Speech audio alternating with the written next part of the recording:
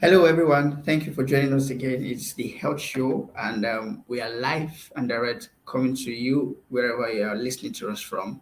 But today we have a very interesting topic, and that is Nest of Kin Palava. And we decided to name it like this because we feel there's so many persons who are caught in this place where they don't know what is the role of a nest of kin. Why do you need a nest of kin? And they don't just know what a nest of kin does. And I want to see if we can throw more light and discuss around this topic. So if you have any question for us as we're talking, you can drop it in the comment section. I will address it while this broadcast is going on. All right. So with me, we have Choma before here with us. She's going to throw more light. We hope we hope our other guest speaker join us as soon as possible. So, Shoma, can you please introduce yourself and then tell us what is Nest of Kin? All right, thank you. All right, like you said, my name is Choma, and I'm part of the health show team. Okay, so about the next of kin topic, the next of kin is the next person. Let me not use the word next. Is the person people will most likely um reach out to when you are not available, when they have to connect with you, communicate with you, and with which they can entrust everything that once belongs to you, every information that was supposed to be for you, to the person's care when you are not available. Okay, okay. So you mean Nest of Kin is just like you when you're not there. Yes, in summary, it's just a person that we can say we can use to replace a person when the main person of interest is not available. Okay, thank you for that information. But there's this popular slang they usually use. People usually say that let me enjoy myself, or let me use it in pidgin English, make I enjoy myself before my nest of kin go finish my money or something. Before that is they feel that the money that is stuck up in the bank. They feel that the next of kin is the person that is going to inherit that. Is that how it is in normal life? Like when it happens, is that how it usually go, or there's somebody else who have to come and return the money, or there's any other thing that has to be done before the so-called next of kin we get whatever is due them?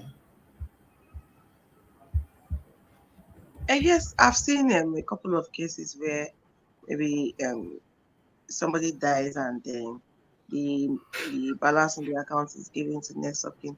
Of course, it's not just walking and say, okay, please check your system and check who the next of kin is. If it's me, you need court order. You need to verify that the person actually did, and the court has to give an order saying that the balances be transferred to the verified next of kin. So there are Okay. processes involved. Okay, so it does not just mean that automatically the money belongs to this person. No, it's not automatic. The next of kin has to put in some work. Okay, all right, it's okay. So, I have this notion that next of kins have to be somebody who is either related to you by blood. So maybe, for instance, for me now, let's say my younger brother can be my next of kin, or my elder brother can be my next of kin. Then if I am married, my wife, is that how it's supposed to be? Or I can just pick a random person, maybe somebody closest to me that I trust. There are some families that they don't trust their brothers or their relatives. They only trust they only have trusted friends. Is that how it is normally, or you have to how do I put it now? They have to be related to you by blood. Is that what it takes to be a next of kin? No, it doesn't have to be. The person doesn't have to be related to you by blood, really. It doesn't have to be the same surname at all. It's not necessary, it's not a requirement. But because Okay. most people would prefer that when they are no longer alive, most of their property and inheritance goes to somebody that they once cared about. And that's where that's where family now comes in. So it's better to think that okay, you are moving these things to your spouse,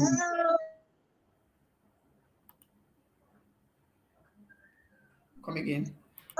your family member, Okay. or somebody you really care about. But there's no rule that says the person has to be a son. But for me, for a next of kin, I feel that the person should be somewhat matured. But many people when people like to use their children, I think people tend to separate will, the will. They don't know the difference between the will and then the next of kin option when filling forms or when you're traveling, all those manifest and the rest.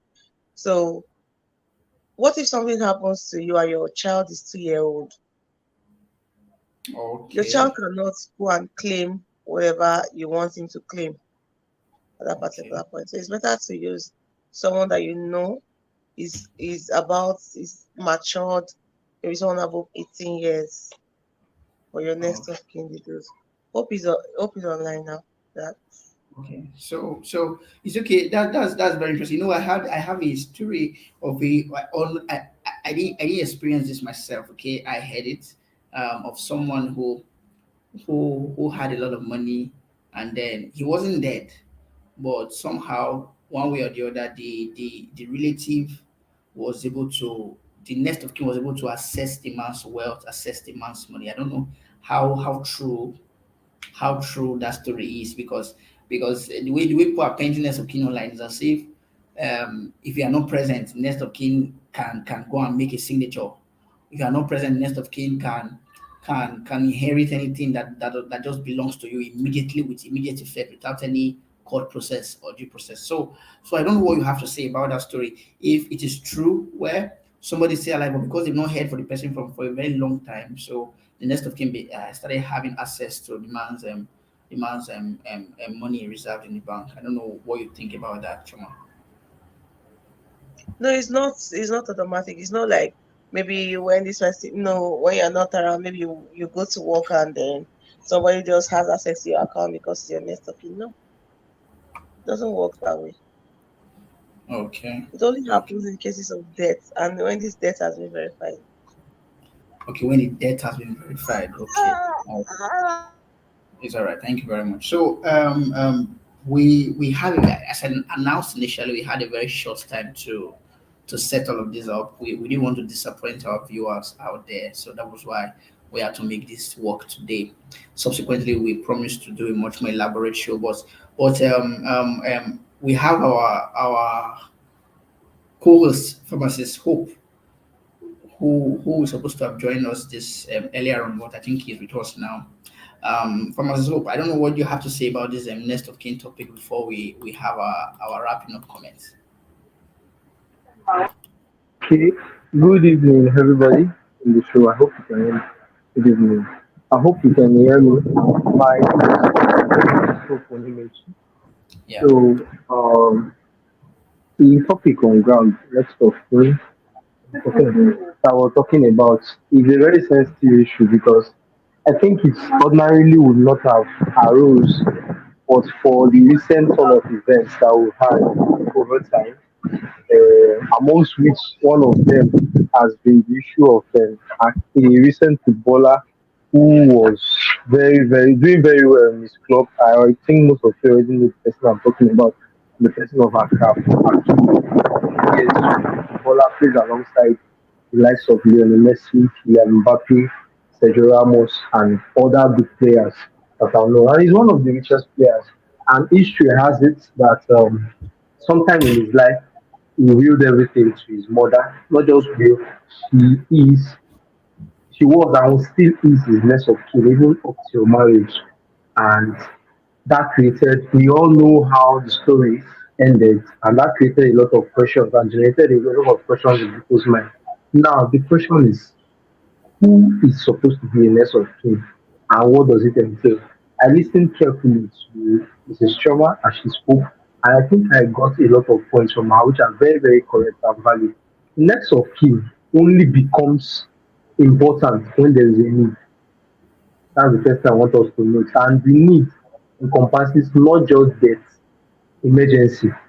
I've had calls to travel to so many states in Nigeria, and one of the things I've always noticed in organized parks, not those ones you enter along the road and just say Onisha 200, you enter and jump in. If you go to organized parks, like in Benin, you have so many eight motors, peace motors, and the rest. When you go there, they have something called a manifest. You put down your details. When you put down your details on the manifest, there's a code separately for next of kin. While I was growing up, I had reasons to be traveling on my own to boarding school. I didn't know what it meant, so I'll just ordinarily put my father because I think, okay, something happened, I want to report you. Because I was used to it, even in school, they'll give you something and say less of care. I was always putting my father because I had this fear that if anything happens, they want to report you. They'll have to call your father. But then, on a particular day, I was traveling with my father, and then I gave me the manifest to write next of kin. Surprisingly, I was hoping my father would put me the way I used to put me. My father put my brother. And the thing left a lot of, I felt betrayed. He left a lot of questions in my mind. I was like, so I trust this man enough to be putting his name and everything. What is wrong? And I felt, let me do back. So me, I put my mom. My dad looked at it and laughed. And I told him why was he laughing, and he said it's a good thing that you trust your mom enough to be able to. That was the day I was prompted to ask. And what was even this nest of things? Now calm down to explain to me that it's not really something that should be trouble you so much. It's just in case of emergency, someone they can reach first before any other person. And then he took time to explore and failed. Thereafter, I understood that less of kin doesn't necessarily at that point need to be your parents. It just needs to be someone that you can trust that could keep vital information, could help you manage things when you are not around, and could also take in any sensitive info about you. Less of kin could mean you are looking for a job, they need to contact someone to verify some of the personal details you send. The first number they are going to call is your next of kin. Next of kin could also mean that you get into trouble, you don't pray for unfortunate things, say an accident, and they need to reach out to someone. That's the first person they will call. Do you know so person has been involved? We watch movies and we see when someone will have an accident, a random person, and family will be called. How did they get the contact? Most times it's from the manifest of the journey, or they check your details and they will find somewhere that you have a next of kin. So, in essence, next of kin doesn't always entitle you to money or properties like most people see it. Because as we speak currently, my sister is my next of kin, my elder sister. Why? Because she's my most trusted ally that I can relate info to. Even if I get engaged with her, I have a fiance, I think it should still remain my sister until my fiance begins to bear my name as Mrs. Hope Onyemachi. At that point, rightfully, I think I should transfer the rest of kin ownership to her. It is very pertinent because at that point, we are no longer two persons, we are now one person and we are a family. And should anything go wrong, it is no longer about my immediate or nuclear family or my biological family. It's now about my family, which I am raising now. I don't know if I've made any points so far. I think I should stop here for now.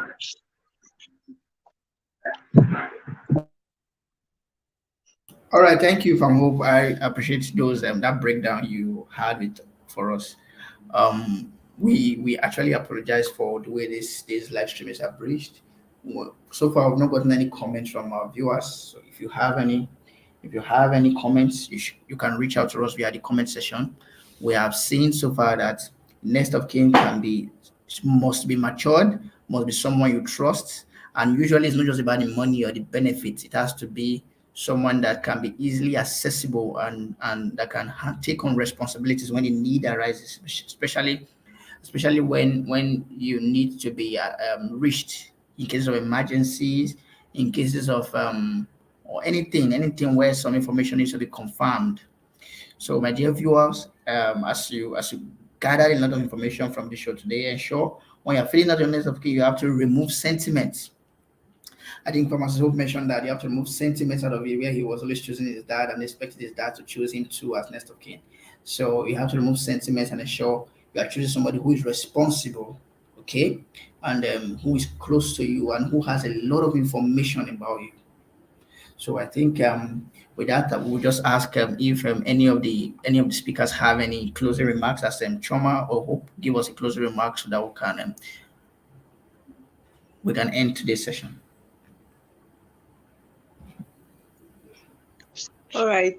This session was really very enlightening. I picked a lot from what Hope said, and I'd like to say that choosing using a next of kin is not really a negative thing. It should be something that everyone should consider as a good thing whenever we are required to. Even though the media is not making it look like something bad where people have to start making fun of it as though they are making money for another person. No, it's not usually that way.